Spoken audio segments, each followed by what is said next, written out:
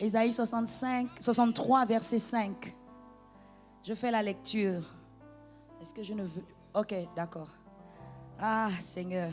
Bon, après, peut-être que dans certaines versions, c'est en... Bien. Oui, c'est ça. C'est la même. Ok. Je fais la lecture. Je regardais et personne pour m'aider. J'étais étonné et personne pour me soutenir. Alors, mon bras m'a été en aide et ma fureur m'a servi d'appui. J'aimerais également que nous puissions lire la même portion de texte, mais dans la version, je pense, parole de vie. Parole de vie. Ok, c'est ça, merci. La Bible dit, j'ai regardé, personne pour m'aider. J'étais très étonné. Oh, personne pour me soutenir.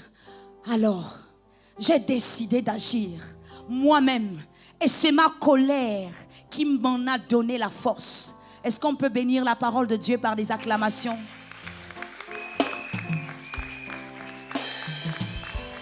Je vais prier, je vais profiter du fait que vous soyez encore debout pour prier. Éternel mon Dieu, je te bénis, je te rends grâce. Parce qu'une fois de plus, ce midi, nous sommes assemblés autour de toi pour entendre les mots qui apportent la vie. Seigneur, ce midi, il n'y a pas de star. Saint-Esprit, il n'y a pas de plus grand influenceur. Il n'y a pas de célébrité si ce n'est que toi, Saint-Esprit, qui soit capable de transformer et de changer radicalement la vie d'un homme et d'une femme. Je prie afin que tu te manifestes en ce lieu, pour que nous recevions plus que ce que nous avions hier. Je prie aussi, Saint-Esprit, pour que tu te manifestes, afin que nous ressortions d'ici plus forts que nous sommes rentrés. Touche-nous d'une manière tellement si spéciale pour que nous soyons motivés, que nous soyons inspirés, que nous soyons déterminés, que nous soyons libérés, que nous soyons remplis pour remporter les victoires qui nous attendent en 2024. Fais-le, ô Dieu, et je promets de te rendre toute la gloire. Au nom de Jésus. Saint-Esprit, tu sais que si je suis prête, c'est seulement parce que toi tu es prêt. Et la bonne nouvelle, c'est que tu es en moi. Alors glorifie-toi, pousse-moi et je promets de te rendre toute la gloire. Au nom de Jésus, Amen. Je vous invite à vous asseoir royalement dans sa présence.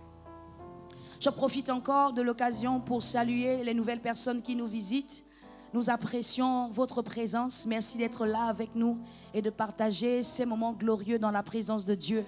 Je profite également pour dire hello à ceux qui nous regardent en ligne. Je vous encourage à faire les gestes qui comptent, de liker, de commenter et de partager. Amen. Pourquoi vous... Amen. Amen veut dire ainsi soit-il. Amen. Amen. Très bien. Alléluia. Ah, Saint-Esprit, fais comme tu veux. Alors, comme vous le savez, chaque année, nous avons une prophétie, nous avons une pensée. L'année passée, en 2023, c'était élever les standards. Cette année, la pensée, sinon la prophétie, je pourrais même dire le thème, mais je préfère le mot prophétie, que nous avons pour cette année, c'est le plus petit deviendra un millier. Ce que j'aime avec cette prophétie, c'est qu'elle indique que peu importe comment tu as commencé 2024, ce qui compte, c'est comment tu vas finir cette année. Il est possible que tu aies commencé 2024 dans les douleurs. Il est possible que tu aies commencé 2024 en étant le plus petit de ta famille, le plus petit de ton environnement, le plus petit de ta société, le plus petit, je ne sais pas, dans tes relations. Mais ce que j'aime, c'est que ce qui compte, ce n'est pas comment tu commences. Parce que la prophétie dit le plus petit deviendra un millier. Ça veut dire que peut-être en début d'année, je suis petit, mais au courant de l'année, il y a quelque chose qui va se passer. Dieu va rentrer en action. Et alors que Dieu va rentrer en action, plusieurs d'entre nous, nous allons devenir un millier. Je déclare dans la vie de quelqu'un, my God. Je dis, je ne sais pas dans quel domaine de ta vie tu as commencé petit. Alors que tu es sous le son de ma voix, je déclare que tu finiras un millier. Quelqu'un dit amen. Je dis, je déclare que tu finiras un millier. Écoutez les amis, Le livre d'Esther ne commence pas avec Esther. Le livre d'Esther commence avec Vasti sur le trône et avec la couronne. Mais ce que j'aime, c'est que peut-être ça commence avec Vasti. Mais la bonne nouvelle, c'est que ça, comme ça finit avec Esther. Qu'est-ce que tu dis, pasteur? Je suis en train de dire à quelqu'un que peut-être tu commences cette année sans couronne. Mais à la fin de l'année, my God, alors que tu marches dans la voie de tes pères, alors que tu continues de marcher en alliance avec Dieu, je dis tu finiras avec la couronne. Tu finiras sur le trône. Donne-moi un amen qui ressemble à ta foi. Donne-moi un amen qui ressemble à ta foi. Je dis, ta couronne sera visible cette année. Ah, je ne sais pas, peut-être c'est dans les affaires. Je dis que ta couronne sera visible. Peut-être c'est dans le domaine de la mode. Je dis que ta couronne soit visible. Peut-être que c'est dans le domaine des relations. Je dis que ta couronne soit visible au nom de Jésus. Je dis que ton amen soit à la dimension de tes attentes. Je dis que ton amen soit à la dimension de tes attentes. Je dis ce midi, j'aimerais m'adresser avec des personnes qui sont dépassées. Avec des personnes qui sont d'accord cette année de sortir des limitations de la vie. De sortir des limitations que le diable a voulu leur imposer. Pour dire, je dépasserai ma frustration et j'irai de l'avant. Cette année, j'aimerais parler à des personnes qui sont d'accord de faire le kilomètre supplémentaire. Si tu es là, dis c'est moi. Je dis si tu es là, dis c'est moi. C'est pourquoi j'aime le sous-thème que j'ai choisi pour vous parler. Le sous-thème que j'ai choisi, c'est en fait le thème, ou le sous-thème, on va dire, le plus petit deviendra 1 millier, 2 points. C'est le temps d'agir. Regarde ton voisin et dis, lui, je ne sais pas ce à quoi tu t'attends, mais c'est le temps d'agir. Ah, Saint-Esprit, aide-moi à donner ce message. Je dis à quelqu'un, c'est le temps d'agir. Écoutez, lorsque je parle d'agir, vous comprenez bien avec moi que le verbe agir, c'est un verbe d'action. Donc, en d'autres termes, je suis en train de dire à quelqu'un que c'est le temps de poser des actions qui sont à l'image de ta foi. Parce que tout au long de l'année, en 2023, les amis, nous avons prié. Nous avons médité, nous avons jeûné. Est-il possible que nous sommes déjà dans la saison où Dieu veut que nous passions maintenant des temps de prière au temps de l'action? Alléluia. Je dis à quelqu'un, c'est le temps d'agir. Je ne te demande pas d'attendre que les gens viennent changer ta vie. Je ne te demande pas d'attendre que les gens viennent agir. Mais en fait, quand je dis c'est le temps d'agir, ça veut dire qu'il y a une responsabilité qui est sur toi et qui t'emmène à prendre conscience que finit la saison où tu tournes des regards à gauche et à droite. C'est pourquoi j'aime la portion de texte que j'ai lue avec vous, Ésaïe. Est-ce qu'on peut remettre cette portion de texte? Écoutez, cette portion de texte dit, commence, et je précise que c'est Dieu qui parle. Pendant longtemps, je pensais que c'est seulement les hommes qui avaient besoin d'aide. Est-ce que vous êtes là? Pendant longtemps, je pensais que Dieu ne pouvait pas avoir d'aide. Mais je découvre en fait, les amis, qu'il y a des moments où nous avons besoin d'aide. Mais il y a aussi des moments où Dieu a besoin d'aide. Parce qu'il y a des choses que Dieu ne pourra pas faire sans la présence d'un homme. Et j'ai aimé comment ce matin notre Père a dit, Dieu cherche un homme qui se tient à la brèche. Et quand on parle d'homme ici, comprenez que je parle d'homme avec grand H. Dieu cherche un homme. Dieu avait besoin d'aide. Et si vous ne me croyez pas, je vais vous parler de Gédéon. La Bible dit que alors que Gédéon est en train d'être découragé, il est frustré. Parce que sa vie est sens dessus-dessous. Les Madianites attaquent par-ci. Les Amalécites attaquent par-là. Gédéon va dire à l'ange, mais où sont toutes ces paroles dont nos pères nous ont parlé? Où est ce Dieu dont nos pères nous ont parlé? Vous savez les amis, parfois il y a des moments où vous avez l'impression qu'il y a un fossé entre ce que la Bible dit de Dieu et ce que vous expérimentez. Il y a des moments où tu as l'impression, tu as vraiment fait tout ce que Dieu demande. Tu as prié, tu as jeûné, tu as posé des actions prophétiques, tu as fait des sacrifices, tu as dormi à l'église pour les nuits de prière, tu as fait des offrandes, mais tu attends, mais Dieu ne vient pas. Et à ce moment, il y a comme une colère qui monte à l'intérieur de toi. Tu te dis, mais on dirait que cette histoire, c'est pas vraiment réel. J'aimerais dire à quelqu'un que c'est une fake news. qu'on t'a fait croire, si on t'a dit qu'avoir Jésus dans sa vie te garantit que ta vie sera un long fleuve tranquille, c'est faux. Les amis, avoir Jésus dans sa vie, parfois, c'est le feu. Vous savez, la Bible dit, approchez-vous de moi et je m'approcherai de vous. Le problème, c'est que Dieu est lumière, mais il aime demeurer dans les ténèbres. En fait, il se cache dans les ténèbres. Donc, ce qui se passe, c'est que quand Dieu dit, approchez-vous de moi et je m'approcherai de vous. Quand tu commences, lève-toi Arthur. Quand tu commences, approche-toi de moi. Approche-toi doucement, repars. Dieu est lumière. Tout ce qu'il est lumière. Mais Dieu prend plaisir à aimer se cacher dans les ténèbres. Et Dieu va dire, Arthur, approche-toi de moi. Comme l'entourage de Dieu est ténèbres, parce qu'il aime se cacher dans les ténèbres, ce qui va se passer, c'est que pendant que Arthur s'approche, parce qu'il a soif, il jeûne, il prie, il fait des offrandes, il paye un prix, il vient à l'église, il sert dans un département. Pendant que Arthur s'approche de Dieu, ce qu'il va d'abord rencontrer, ce n'est pas la lumière de Dieu. Ce que Arthur va d'abord rencontrer, ce sont les ténèbres qui environnent Dieu.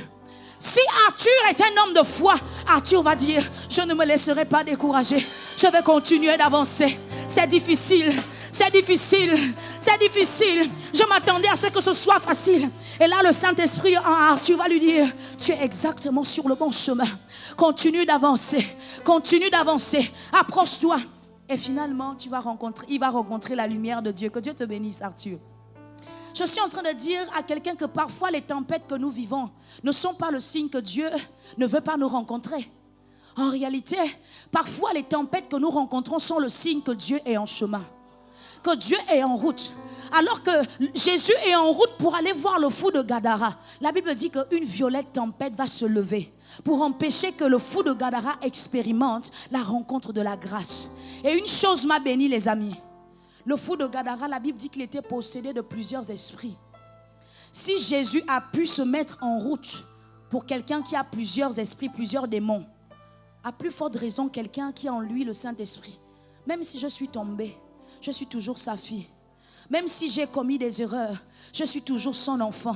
Ça veut dire qu'il n'y a aucun péché qui puisse te disqualifier de la présence de Dieu. Dieu n'aime pas le péché, c'est vrai, mais Dieu aime le pécheur. Peut-être que toi qui es sous le son de ma voix, tu es en train de te dire, je ne suis pas digne de la présence de Dieu parce que j'ai trop de péchés, j'ai commis trop d'erreurs, ma vie est sale, ma vie est impure. D'ailleurs, je suis même venue à l'église là, j'ai l'impression que tout le monde me voit ma vie comme un livre ouvert. Ce n'est pas la vérité. En réalité, ce que tu ne sais pas, alors que tu es sous le son de ma voix, il y a des anges dans le ciel qui sont déjà en train de danser parce qu'il y a un fils du royaume qui a dit, je suis fatigué de rester à la maison. Maintenant, je vais aller rencontrer le Dieu qui est saint. Parce que lui, il est capable de prendre mon impureté et me communiquer sa sainteté. Il est capable de prendre mon imperfection et me communiquer sa perfection.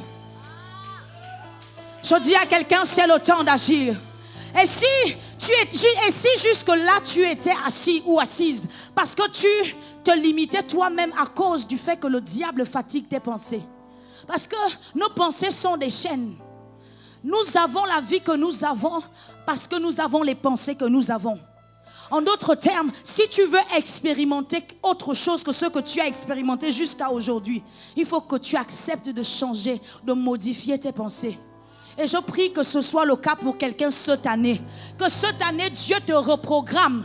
Que cette année, Dieu te reformate. Je ne sais pas quel nom on t'a donné. Je dis qu'en cette année, le Père va te renommer. Il va te donner une nouvelle identité. My God, il va te donner une nouvelle identité. Il a dit, je te connais par ton nom. Je t'appelle mon enfant. Viens à moi, ne résiste pas. Je dis à quelqu'un, arrête d'utiliser tes erreurs, tes péchés pour dire que tu n'es pas qualifié. J'ai envie de dire à quelqu'un, nous avons ce type de Dieu qui ne cherche pas des gens qualifiés. Il cherche des gens disqualifiés. C'est même pendant que tu es en train de dire que Dieu ne peut pas m'utiliser. C'est là où Dieu te dit, Séphora, c'est même toi que je cherchais. Anaïs, c'est même toi que je cherchais. Maureen, c'est même toi que je cherchais. Je ne sais pas quel péché tu as commis. Je ne sais pas quelles sont les erreurs de ton passé. Mais je dis à un jeune sous le son de ma voix, oui, Dieu est conscient de tes erreurs, mais Dieu te cherche. Dieu est conscient de tes erreurs, mais Dieu t'appelle. C'est pourquoi pour parler c'est le temps d'agir, je voulais mettre l'accent sur le mot sortir. J'aimerais dire à un jeune, il faut sortir. Sors de ce système de limitation qui t'emmène à te dire que tout le monde peut sauf toi. Sors de ce système de pensée qui t'emmène à croire que les autres peuvent se marier mais pas toi. Sors de ce système de pensée qui t'emmène à croire que les autres peuvent entreprendre mais pas toi. Le diable est un menteur. Dieu n'a envoyé personne sur la terre sans semence. Écoutez, Dieu a soufflé en l'homme. Ça veut dire que tu as en toi le souffle de Dieu.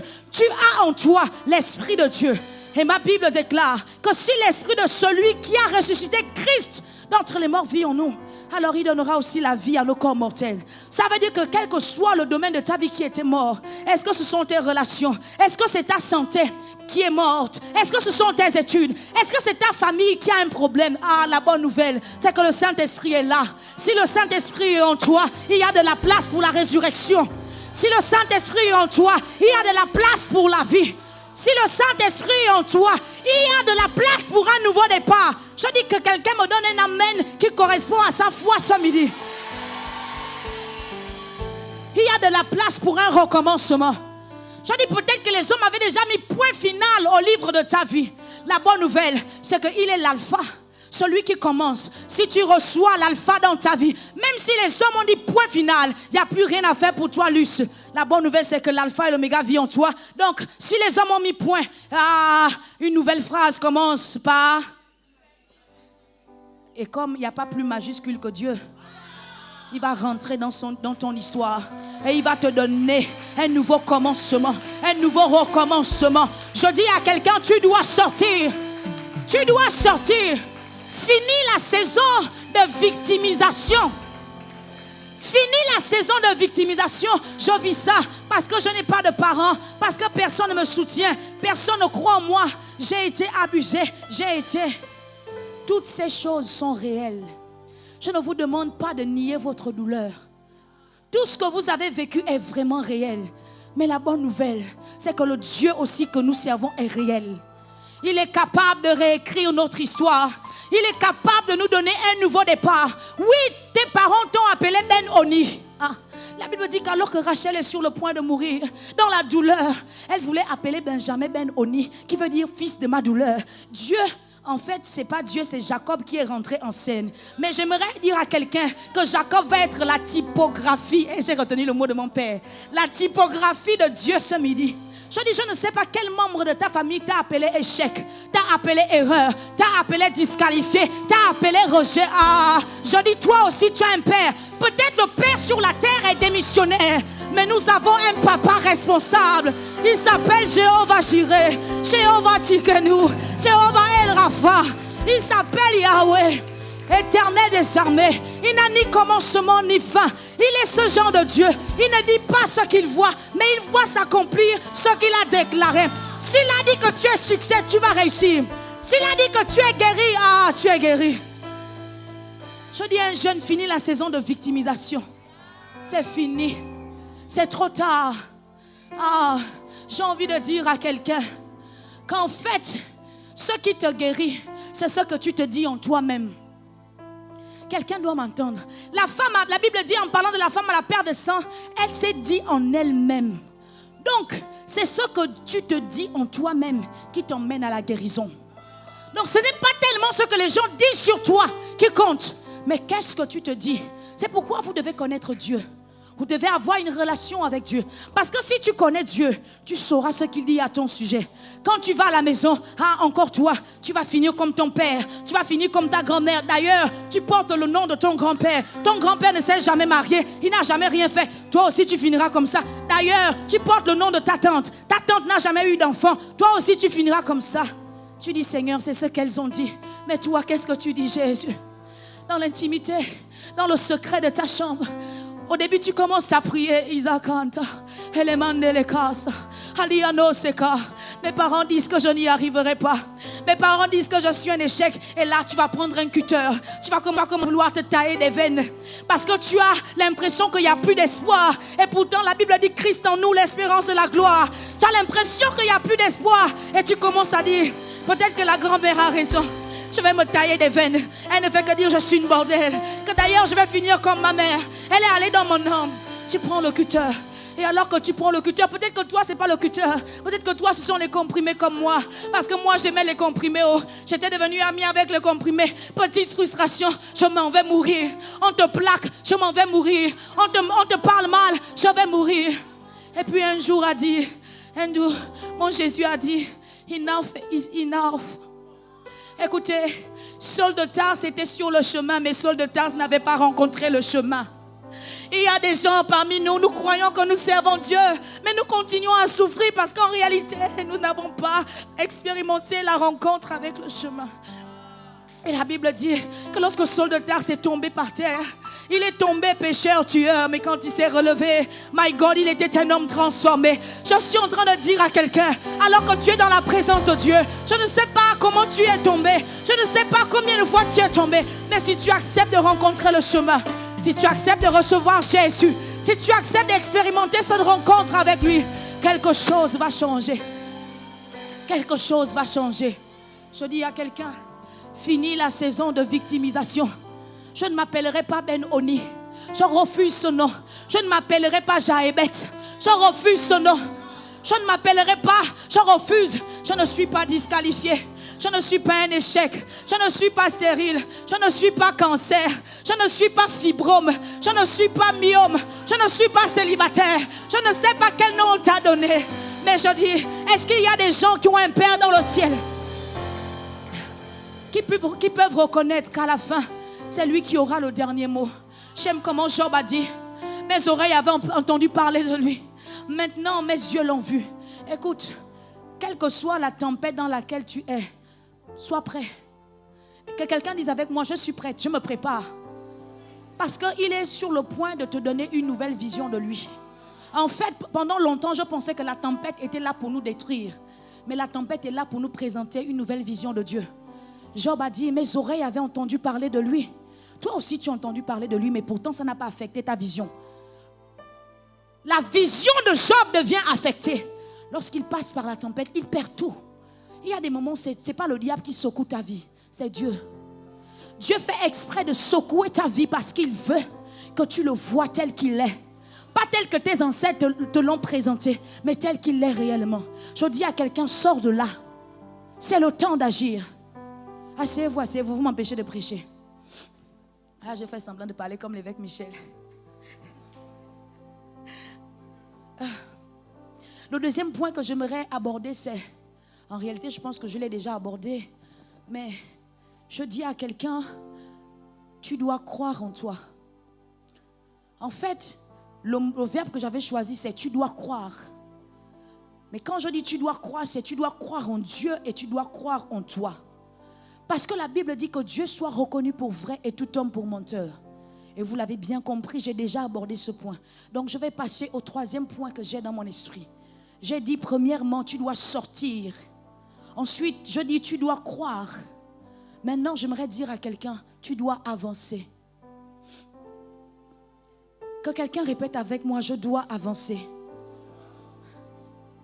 Tu dois avancer. Je vais vous lire une portion de texte. Ekalia vandere mande kali vande kaya heli supalia do shana mayande halianande kalia vesikaya hele bandere kalia de sana. Je ne sais pas si vous êtes capable de jouer ça. C'est je suis un soldat sur un champ de bataille. Vous êtes capable de jouer ça en musique? Oui. Doucement. Uriel, si tu peux m'aider, homme de Dieu, s'il te plaît.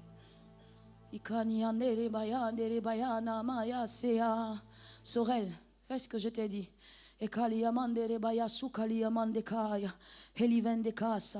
Hele braskutelema rakotunu mali ata shana malia doske teleba rasukambe kali elivande kazi amanta kasa helibente yane mande kasuka ilevende ania mande kaso malia doske teleba rikandere maya kasa rapani alosokoso le parianande kaso ilevende kaya halia mandere baba rasokotoro mali rekandere baba sulia mandeka rasupaladi rebrasuka hele Amandere Baba, Rakandere Baso, Eliate, Alemandeka, Alesso Paria, Alemandere Kaliada, Sokanira Boshata, Le Malakandere Bosuka, Ilemendere Makaya, Rasokotoro Masi, Le Brasukaliama, Shana Mayaka, Elimandeka, Ilemekenteba, Rasokoto, Malikanta, Rasokolemata.